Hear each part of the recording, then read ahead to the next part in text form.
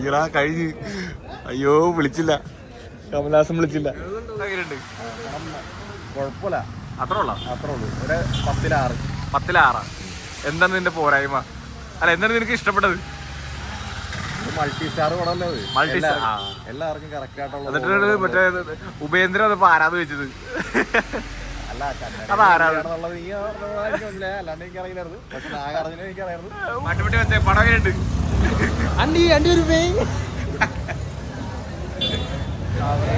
ആവറയാ ഇത് പറയാൻ മടി. ആവറയത് ഇല്ല. Hey guys, welcome back. കൂലിയുടെ അയ്യോ ഈ ഒരു ഹൈപ്പ് ശരിക്കും ഉള്ളത് തന്നെയാട്ടാ.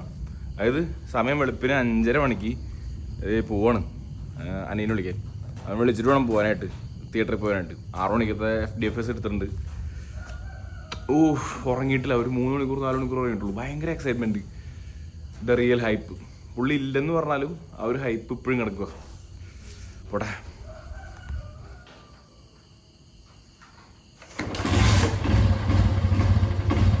അയ്യോ ചേട്ടാ, അയ്യോ വണ്ടിക്കൊരു മിസ്സിംഗ് ഉണ്ട്. എന്നത് അറിയില്ല, കണ്ടുപിടിക്കണം. തലൈവർ ഇറങ്ങട്ടുമേ, വിസില് പുറക്കട്ടുമേ, തലൈവർ ഇറങ്ങട്ടുമേ, വിസില് പുറക്കട്ടുമേ. കമോൺ.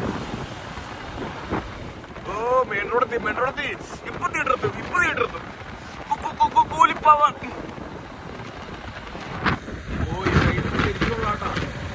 എത്ര ഇല്ലെന്ന് പറഞ്ഞാലും ഈ ഹൈപ്പ് ശരിക്കുള്ളതാ. ഒരു രക്ഷയില്ല. ഒരു എക്സൈറ്റ്മെന്റ് അങ്ങ് ഉള്ളില്, അങ്ങ് പീക്ക്. അതെന്താ പറയുമ്പോ തലൈവരുടെ ഭാഗത്താണോ, അല്ലാതെ വേറൊരു ഫാക്ടർ കാണാം. ലോകേഷ്, ആ 2 ഫാക്ടർ മാത്രമേ ഉള്ളൂ.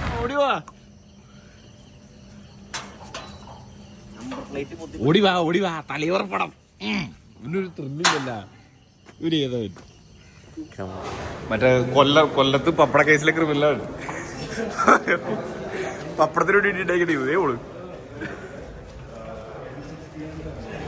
നിന്റെയാണോ ചന്ദനത്തിനാണോ? യൂട്യൂബ്. മറ്റേ ഞാനൊന്ന് ഇരിക്കട്ടെ. എന്നിട്ട് എനിക്ക് കുറച്ച് പറയാനുണ്ട്. എന്ത് മാങ്ങാണ്ടി എടുത്തു വെച്ചേക്കണെന്ന്. ഇവിടെ നോക്കി. ഫാനായിരുന്ന എന്നെ നിരാശപ്പെടുത്തി. പടം കണ്ടതിൻ്റെ ക്ഷീണോട്ടാ. പടം കണ്ടിറങ്ങി. ഒരു ഫാമിലി ഡ്രാമ പോലത്തെ ഒരു പടം. അതായത് ലോകേഷ് എന്നുള്ളൊരു ആളെ നമ്മൾ ഒരു എക്സ്പെക്റ്റേഷൻ ഇല്ലേ, ആ എക്സ്പെക്റ്റേഷൻ മീറ്റ് ചെയ്യില്ല. അത് പ്രശ്നം കേട്ടാ. ഞാൻ ഇന്ന് ഊരിയ കേട്ടാ. എന്നിട്ട് പറയാട്ടാ, കാര്യങ്ങൾ പറയാട്ടാ. ഇപ്പം തന്നെ പറയാം. നമ്മളൊരു സിനിമ കാണുന്നത്, അല്ലെങ്കിൽ ആ സിനിമയെ ഇഷ്ടപ്പെടുന്നത് എന്തുകൊണ്ടാന്ന് വെച്ചാൽ, ആ സിനിമയുടെ മെയിനായിട്ട് നമ്മൾ നോക്കണത് അതിൻ്റെ ഡയറക്ടർ, ആക്ടർ, ഈ 2 ഘടകം നമ്മൾ ശ്രദ്ധിക്കും. ഈ 2 ഘടകങ്ങളായിരിക്കും നമ്മളെ ആ പടത്തിലേക്ക് ഇൻഫ്ലുവൻസ് ചെയ്യണത്. ശരിയല്ലേ? ഒരു പടം നമ്മൾ ഫസ്റ്റ് ഷോ അല്ലെങ്കിൽ ഫാൻ ഷോ, അല്ലെങ്കിൽ അതും ഇത്രയും വെളുപ്പിന് ഇത്ര സമയത്ത് ഈ പറഞ്ഞ പോലെ 6 മണിക്കൊക്കെ ഉള്ള ഷോ നമ്മൾ കാണണമെങ്കിൽ നമ്മളൊരു 5 മണിക്ക്. ഇപ്പം എന്നെ സംബന്ധിച്ച് ഞാൻ ഇന്നലെ കിടന്നിട്ടുള്ള ഒരു 1 മണിയായപ്പോഴാണ് കിടന്നത്.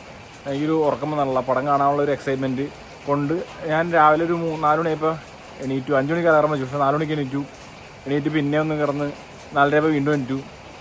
അങ്ങനെ വന്നൊരാളാണ്. അങ്ങനെ അത്രയും സിനിമയെ സ്നേഹിക്കുന്ന, അത്രയും സിനിമയെ കാണാൻ ആഗ്രഹിച്ച് കുതിച്ച് അതിൻ്റെ ഈ പറഞ്ഞ ചെറിയ റെഫറൻസുകളൊക്കെ കണ്ടിട്ടാണെങ്കിലും കുറേ പോഴന്മാരുണ്ട്, പോഴത്തലയന്മാർ. അവർ യൂട്യൂബിൽ നിന്ന് പൈസ ഇട്ടാണ്ടിരിക്കും, അവരുടെ താല്പര്യം കൊണ്ടായിരിക്കും, എനിക്കറിയില്ല.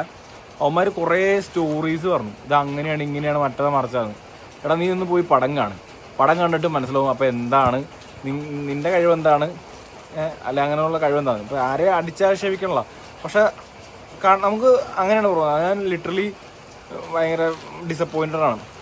അതുകൊണ്ടായിരിക്കും പക്ഷേ എനിക്ക് ഇത്ര വിഷമം വന്നത്.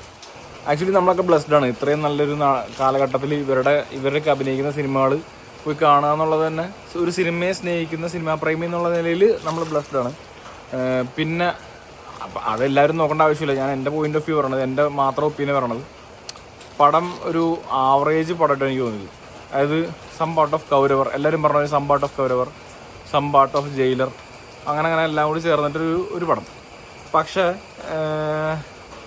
മ്യൂസിക് ഒന്നാണ് ഈ പടത്തിനെ ഇത്രയും ബൂസ്റ്റ് ചെയ്ത് ഇത്രയും പവർ പാക്ഡ് ആയിട്ട് കൊടുക്കണത്. അതല്ലാണ്ട് ബാക്കിയുള്ള പാർട്ടുകളെല്ലാം പിന്നെ തലൈവറുടെ സ്ക്രീൻ പ്രസൻസ്, തലൈവറുടെ ഷോ, അതും ഒരു രക്ഷയില്ലായിരുന്നു. സിനിമാറ്റോഗ്രഫി ഓക്കെ ആയിരുന്നു. ബേസിക്കലി എന്താ പ്രശ്നം വെച്ചാൽ ഒറ്റ പ്രശ്നമേ ഉള്ളൂ, അത് കഥ, തിരക്കഥ. ലൊക്കേഷൻ്റെ മാത്രം കുറവാണ്, ലൊക്കേഷൻ്റെ മാത്രം കുഴപ്പമാണ്. അവിടെയാണ് ഫാൾട്ട് വന്നേക്കുന്നത്. ലിയോ ഇറങ്ങിയപ്പോൾ ആൾക്കാർ ലിയോനെ കുറ്റം പറഞ്ഞിരുന്നു. ലിയോ പോരാ, ലിയോ അങ്ങനെയാണ് ഇങ്ങനെയാണ്, ഇത്രയും വർക്കായില്ല, വിജയ്ക്ക് വേണ്ടി എഴുതിയ പോലത്തെ ഒരു കഥയായി പോയെന്നൊക്കെ. അപ്പോൾ നിങ്ങളിത് കണ്ടാൽ എന്തു പറയും?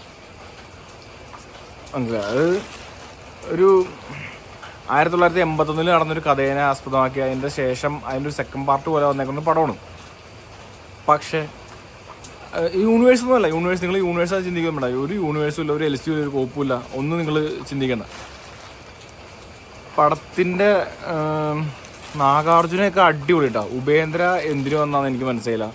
എന്താ പുള്ളിയുടെ റോളെന്ന് എനിക്ക് മനസ്സിലായില്ല. പുള്ളി എന്തിനാ അതിനകത്ത് പതുങ്ങിയെന്ന് എനിക്ക് മനസ്സിലായില്ല. നാഗാർജുന ഒരു രക്ഷയില്ല, കിടിലൻ. സൗബിനും കിടിലൻ, കൊള്ളാം. എല്ലാം ഓക്കെയാണ്. കഥയാണ് വീക്ക്, സ്ക്രിപ്റ്റാണ് വീക്ക്, അല്ലെങ്കിൽ അവിടെയാണ് വീക്ക് വന്നേക്കണത്. അപ്പോൾ അത് അൾട്ടിമേറ്റ്ലി ഡയറക്ടറുടെ മാത്രം മിസ്റ്റേക്കാണ്. കാറില്ല ഇരുന്ന് റിവ്യൂ പറയാൻ, കാറിലായിരുന്നു റിവ്യൂ പറയാനുണ്ട്. കാരണം കാറ് ആക്സിഡൻ്റായിട്ട് ഷോറൂമിൽ കയറ്റി വെക്കുക, മെയിൻ ഗ്ലാസ് പൊട്ടി, ബോണറ്റൊക്കെ പൊട്ടിയിരിക്കുക. അപ്പോൾ ഈ തൽക്കാലം ഇങ്ങനെ ഒരു മഴക്കാലത്ത് ഒരു ബൈക്കിൽ പോയുള്ള റിവ്യൂ, ഇങ്ങനത്തെ റിവ്യൂ ആയിക്കോട്ടെ. അപ്പോൾ ഞാനീ പറയണത് എൻ്റെ മാത്രം ഒരു സ്ട്രിക്ട്ലി ഒപ്പീനിയനാണ്. നിങ്ങൾക്ക് പടം ഇഷ്ടപ്പെടുമോ ഇഷ്ടപ്പെടാതിരിക്കുമോ അത് നിങ്ങൾ പോയി കാണുക. എനിക്ക് പടം ഒരു ആവറേജായിട്ട് ഫീൽ ചെയ്തത്. കുറേ പ്രശ്നങ്ങളുണ്ട്. മെയിനായിട്ട് പ്രശ്നം വന്നത് എൻ്റെ സ്ക്രിപ്റ്റിലാണ്. കഥ തിരക്കാതെ തന്നെയാണ് പ്രശ്നം വന്നത്. ബാക്കി എല്ലാം നമുക്ക് അംഗീകരിക്കാം. കഥ വീക്കായപ്പോൾ മൊത്തത്തിലൊരു വീക്കായ പോലെ ഉണ്ട്. തലവരൊക്കെ സ്വാഗ് തന്നെയുണ്ട് പുള്ളിയുടെയൊക്കെ.